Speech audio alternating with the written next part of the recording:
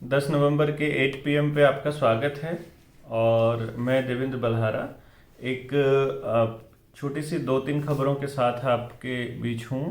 क्योंकि आज के वक्त में इन्फॉर्म्ड रहना और जागते रहना ही सबसे बड़ी समस्या है।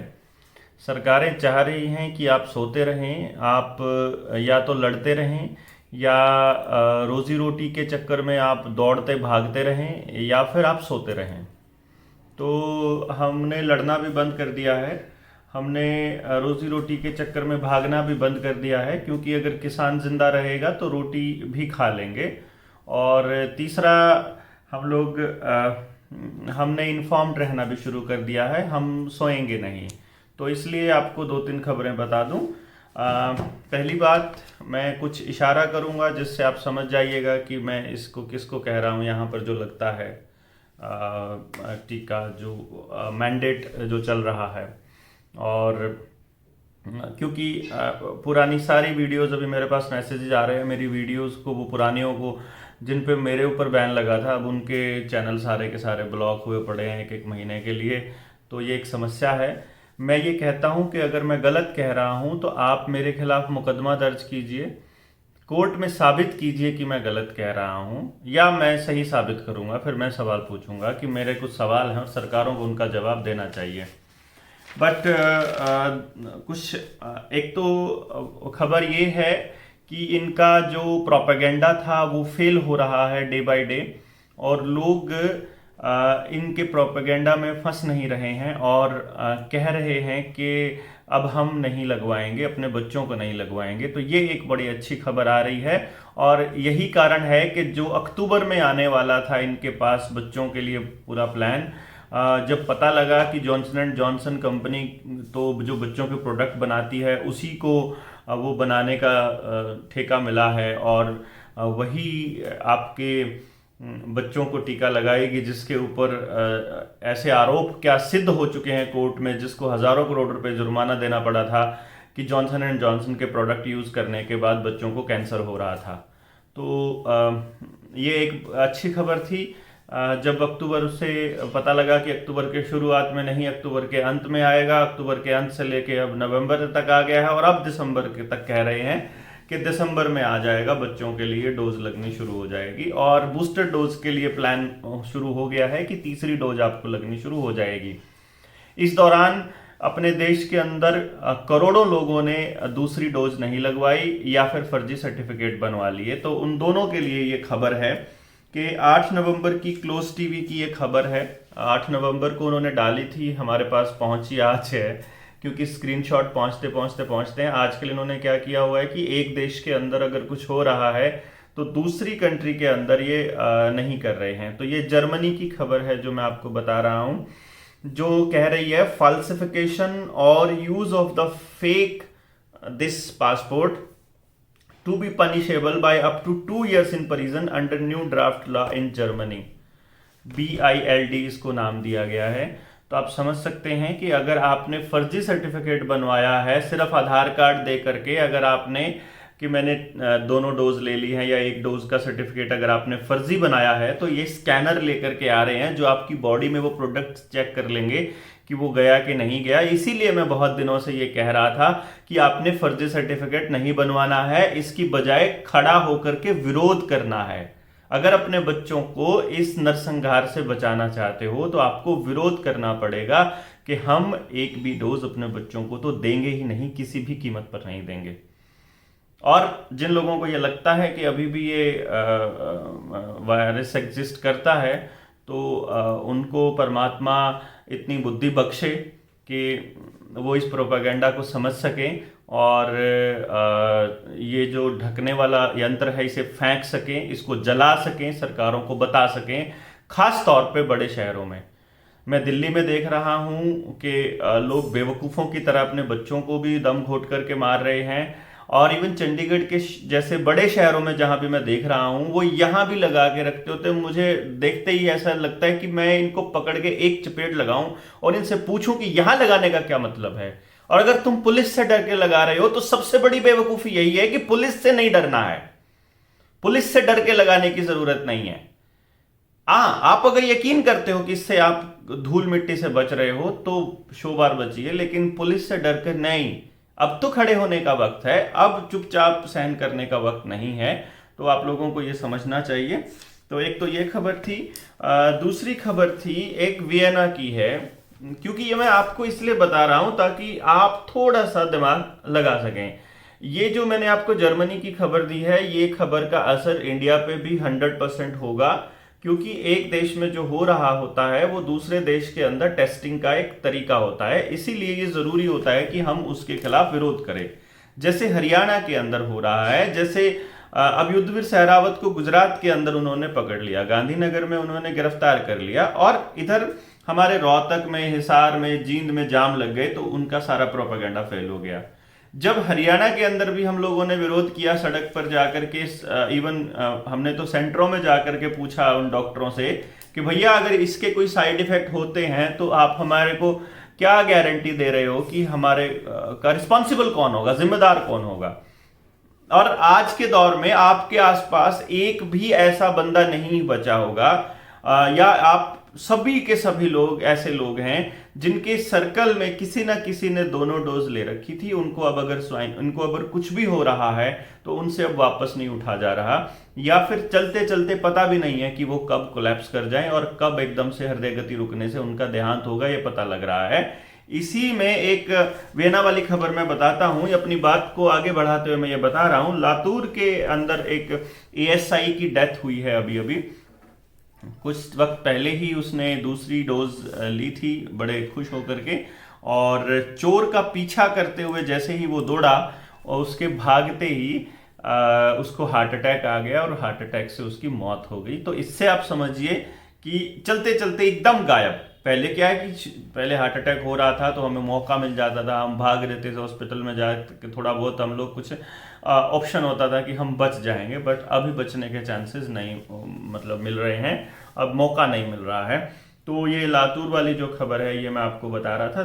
तीसरी जो खबर थी ये 9 नवंबर की खबर है, ये वियना की खबर थी, जिसके अंदर वियना में एक ब्रॉथल है, मतलब एक वैश्यालय है जहाँ वेश्यावृत्ति की जाती है, और रिकग्नाइज्ड वैश्यालय है। वहाँ उन्होंने अपना ये लगाने का सेंटर खोल लिया, और जो लोग लगवा नहीं रहे थे, जैसे अब घर घर जा करके ये लोग चेक कर रहे हैं, हर घर के अंदर जाके दस्तक दे रहे हैं, ऐसे उन्होंने दस्तक दे करके लोगों को ये कहा कि भैया तुम बताओ ये तुम्हें क्या चाहिए होता है। तो देखिए कमाल की बात क्या है कि आपके मोबाइल के थ्रू आप क्या चलाते हो ये पता चल जाता है। तो जो आदमी ज्यादा XXX मूवीज देखता है, ब्लू फिल्में देखता है, अश्लील सामग्री देखता है, उसका आर्टिफिशियल इंटेलिजेंस बता देती है कि इतने प्रतिशत लोग ये लोग जो हैं ये अश्लील सामग्री देखते होते हैं, उनके पास ये खबर चली जाती है, वो उन्हीं के मोबाइल पे मैसेज भेज देते हैं। और ये वैश्यालय ने कहा कि आप पूरे के पूरे वैश्यालय में से 30 ऐसी लड़की, मतलब जितनी भी लेडीज हैं उनमें से अपनी पसंद की महिला के साथ आप 30 मिनट बिता सकते हो, बदले में आपको सिर्फ एक डोज लेनी होगी। अगर आप दोनों ले चुके हो तो बूस्टर लेनी होगी, अगर आपने एक ली है तो दूसरी भी ले लीजिए, और अगर आपने एक भी नहीं ली है तो पहली लेने के नाम के भी आप 30 मिनट अपनी पसंद की महिला के साथ गुजार सकते हैं, लेडी ऑफ देयर चॉइस। तो ये इतना लालच देने के पीछे आप समझ सकते हैं, नई नई स्कीम्स दे रहे हैं, बच्चों की स्कूल की फीस माफ़ कर देंगे, आपके फीस सरकार भर देगी। और एक लालच आया था थोड़े दिन पहले, बिडेन ने ये कहा था कि बियर मिलेगी तुमको, तुम्हें बियर मिलेगी। और इनके, क्योंकि हमने कहा कि नेता नहीं आ रहे हैं सामने, तो अभी नेताओं का भी नंबर आया कि नहीं भाई नेताओं का भी आ रहा है और वो भी लगवा रहे हैं। तो फिर कमला हैरिस ने लगवाया, मतलब यही चीज़ एक डोज की, चलो मैं भी लगवा लेती हूँ, इतना नुकसान नहीं है। मतलब हमने ये कहा था कि चलिए, जैसे हमसे एक बंदे ने पूछा कि भाई ये नेता भी तो ले रहे हैं, नरेंद्र मोदी भी तो ले रहा है, तो एक काम करते हैं हम नरेंद्र मोदी या कोई भी सरकार का जो नुमाइंदा ये कहता है कि हाँ हमें इनको ये लेना चाहिए, आप एक काम करिए ऊपर ले लेवल पे, नीचे नहीं। अब जैसे वर्ल्ड इकोनॉमिक फोरम का मेंबर है मनीष सिसोदिया, तो अरविंद केजरीवाल को मालूम है कि ये पूरा खेल क्या है। सोनिया गांधी उसकी मेंबर है, तो राहुल गांधी को भी पता है पूरा प्रोपेगेंडा क्या है, इस पूरे के पूरे खेल को सब समझ रहे हैं। तो ये लोग क्या करेंगे, ये ड्रामा करेंगे। हम ये कहते हैं कि अरविंद केजरीवाल, नरेंद्र मोदी या कोई भी आ करके जो लोगों के बीच पड़े हुए लॉट है उसमें से एक डोज लगवा के देख ले और हमें बता दे, हम मान जाएंगे कि हाँ तुमने असली में ली है। नहीं तो हमें पता है कि तुम लोग तो ड्रामा कर रहे हो, तुम्हें तो मालूम है ना भाई, हमें मालूम है कि इसमें क्या है, तुम्हें मालूम है कि इसमें क्या है, तो हमें नहीं मालूम है। तो हमें क्या दिया जा रहा है और तुम क्या ले रहे हो, ये तो तुम जानते होंगे ना, हमें कैसे पता। अभी कांग्रेस के ही एक नेता की डेथ हुई है, अभी बहुत अभी अभी की बात है ये खबर। अगर मैं आप मुझे वक्त दें तो मैं वो निकाल के भी दे दूंगा कि जस्ट कुछ वक्त पहले ही एक नेता की डेथ हुई। मेरे पास खबर आई कि कांग्रेस के लीडर्स तो लगने शुरू हो गए। एक पीजीआई का है, जींद में एक डोज लगी 19 साल की लड़की, 2 दिन के बाद पीजीआई में दम तोड़ दिया। ये तो अच्छा इसी मोबाइल में है वो खबर, तो मैं बाद में आपको बता दूंगा, लिख दूंगा अपने फेसबुक के ऊपर लिख दूंगा। तो ये आपने देख लिया। एक जो खबर जो और है वो ये है कि 5000 हेल्थ वर्कर्स ने अपनी वर्दी न्यूयॉर्क में वापस दे दी है सरकार को कि हम लोग काम नहीं करेंगे क्योंकि तुम ज़बरदस्ती हम लोगों को लगवा रहे हो और इसलिए हम इसके विरोध में हम नौकरी नहीं करेंगे। इसी तरह से हज़ारों की संख्या में लोग अपनी नौकरियां छोड़ रहे हैं, उनको लात मार रहे हैं कि हम ये तुम्हारी ज़बरदस्ती को नहीं सहन करेंगे, प्रोटेस्ट के रूप में। भारत के कुछ बुज़दिल लोग हैं जो सिर्फ छुट्टी लगने के डर से सरकार के सामने कंप्लाई करके घुटने टेक के बैठे हैं और उसी के नतीजन ये हो रहा है कि राशन के डिपो के ऊपर मध्य प्रदेश के अंदर जहां भी बीजेपी की सरकार है वहां सबसे ज़्यादा धक्काशाही हो रही है कि डिपो पे आपको राशन तब मिलेगा जब आप वो सर्टिफिकेट दिखाओगे। आपको अब तो उन्होंने ड्राइविंग लाइसेंस के अंदर भी ये दिखाना शुरू कर दिया है कि आपको अपना यूएचआईडी देना पड़ेगा। तो मैं ये समझता हूँ कि किसी भी कारण से आपके लोकतांत्रिक अधिकार अगर सरकार खा रही है, उनको मार रही है, तो ये बहुत खतरे की बात है। इसलिए आपको इसके विरोध में खड़ा होना ही चाहिए। और अगली खबर है कोलंबिया से। कोलंबिया में क्या हुआ, डॉक्टर हैं उनका, ये खबर है मेगन रेडशॉ ने लिखी है द डिफेंडर के लिए। तो मैं सूत्र बता रहा हूँ ताकि आपको पता लगे कि मैं अपने घर से नहीं बना रहा हूँ ये खबर। और वहाँ एक बिना ये लगे हुए डॉक्टर हैं, national institute of allergy and infectious disease के डायरेक्टर हैं वहाँ पर, डॉक्टर मैथ्यू मेमोली। ये लगातार सरकार को मेल करके बताते रहे हैं कि भैया ये लगाना अच्छी बात नहीं है, ये बढ़िया नहीं है, बच्चों के लिए तो बहुत ज़्यादा खतरनाक है और बच्चों को लोग ये ना लगाएं, 1 डोज 2 डोज ना लगाना शुरू करें। इसीलिए उन्होंने ये डिसीज़न लिया है कि अभी 1 दिसंबर को एक डिबेट होनी है और उस डिबेट में वो NIH जो मैंने आपको बताया नेशनल इंस्टीट्यूट ऑफ हेल्थ है, वहाँ डायरेक्टर हैं जो डॉक्टर मैथ्यू मेमोली, डायरेक्टर हैं laboratory of infectious disease. He will argue against this mandate. मैं वो शब्द ही इस्तेमाल नहीं करता क्योंकि वो फिर वार्निंग आ जाती है मुझे, तो आप इसका मतलब समझते हैं।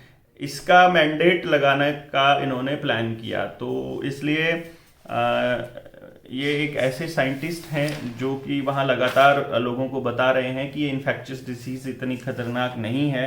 और अब तो आपको भी पता लग गया होगा, जब हमारे से अब कांग्रेस के लीडर्स आके पूछते हैं कि आप हमें सपोर्ट करिए, तो हम उनसे पूछते हैं तुम बताओ तुम इस प्रोपेगेंडा में इनके साथ हो क्या तुम ये लगवाने में तुम हमारे को पीछे पड़ोगे ऐसे ही तुम्हारा सरकार आ जाएगी तो। और इस तरह से मैं आपसे गुजारिश करूँगा, पंजाब में चुनाव हैं, उत्तराखंड में चुनाव हैं और यूपी में चुनाव हैं, तो लोग अपने बच्चों को बचाने के लिए प्लीज़ इन चुनावों के अंदर सारी पार्टियों के से सवाल पूछिए बड़े बड़े बैनर्स लेकर के। अदरवाइज हम लोग भी बहुत जल्दी इस दिशा में कुछ करने वाले हैं। बैनर लेके खड़े हो जाइए, ये बच्चों को बचाने का वक्त है, डेस्परेट होके काम करने का वक्त है। जैसे मुझसे कोई बोल देता है यार तुम तो हर जगह ही शुरू हो जाते हो, तुम तो हर जगह शुरू हो जाते हो, जहां देखते हो वहीं शुरू हो जाते हो। भाई क्या करें, हमें साफ दिखाई दे रहा है ना, हमें ये दिखाई दे रहा है रास्ता, और इसको भारत तोड़ सकता है। भारत की आबादी इतनी ज्यादा है कि इसका अगर 1% आदमी भी जागरूक हो जाए तो भी करोड़ों में बनता है। तो इसलिए अगर पूरे गांव में आप अकेले हो जो इस पूरे के पूरे षड्यंत्र को समझते हो, तो मानिए कि कोई दिक्कत नहीं है। 7.5 लाख के करीब गांव हैं, तो अगर एक गांव से एक आदमी भी अगर खड़ा होता है तो भी पूरे देश की सरकार को पलटने की हिम्मत रखती है, इतना बड़ा आंदोलन खड़ा हो जाएगा। तो इसलिए अकेले होकर ये मत सोचिए कि आप अकेले हो। बस अपने आसपास ऐसे लोगों की गिनती करिए, अपने आसपास ऐसे लोगों से जानकारी बढ़ाइए, अपने ऐसे लोगों को छांटिए और देखिए और परखिए कि वो लोग इस दिशा में क्या बोलते हैं। कुछ लोग इसका नाम लेकर के हम कि एंटी टीका एक अभियान चला के और फिर वो अपना प्रोपेगेंडा चला रहे हैं, उसका अलग चीज है। नहीं तो आप सिंपली एक ही काम करिए कि देखिए कि वो कौन लोग हैं जो बिल्कुल मुखर होकर के सरकार से सवाल पूछ रहे हैं, वो उन लोगों की पहचान करिए। और जैसे ही कोई आंदोलन अभी जल्दी ही निकट भविष्य में शुरू होगा, आप चिंता मत करिए। अभी क्या है कि देखिए, अगर राशन नहीं मिल रहा है तो आप काम का तरीका बदलिए, अपने आसपास बार्टर सिस्टम चालू करिए। आप अपने आसपास नौकरी अगर चली जा रही है तो दूसरे अल्टरनेट सोर्सेज तरीके फाइंड करिए, और मतलब अल्टरनेट क्या हो सकता है इस दिशा में काम करना शुरू कीजिए। बट कंप्लाई अगर आपने कर लिया, अगर एक बार आपको ये लग गया, आपकी बॉडी में अगर ये चला गया, उसके बाद आप बहुत ज्यादा दिनों तक रेजिस्ट नहीं कर पाएंगे। इसलिए जितना हो सके बोलकर विरोध कीजिए। आप इवन चाहे आप प्राइवेट नौकरी में हो चाहे सरकारी नौकरी में हो, जब तक आप बोलेंगे नहीं वो रिपोर्ट नहीं होगा। आपको लगता है कि जैसे मुझे एक दोस्त ने कहा कि सर हमारी जो प्राइवेट कंपनी है कुछ सुनता नहीं है। अरे नहीं भाई, आप बोलते रहिए, आप बोलते रहिए। एक दिन किसी का गुस्सा फूटेगा और बाकी के सारे लोग एकदम उस के साथ खड़े होंगे, और उस दिन बॉस जो आपका HR वाला होगा उसको बताना पड़ेगा उसको कंपनी को कि नहीं भाई, अब लोग ऐसे करके आंख दिखा रहे हैं, अब नहीं बात बनेगी।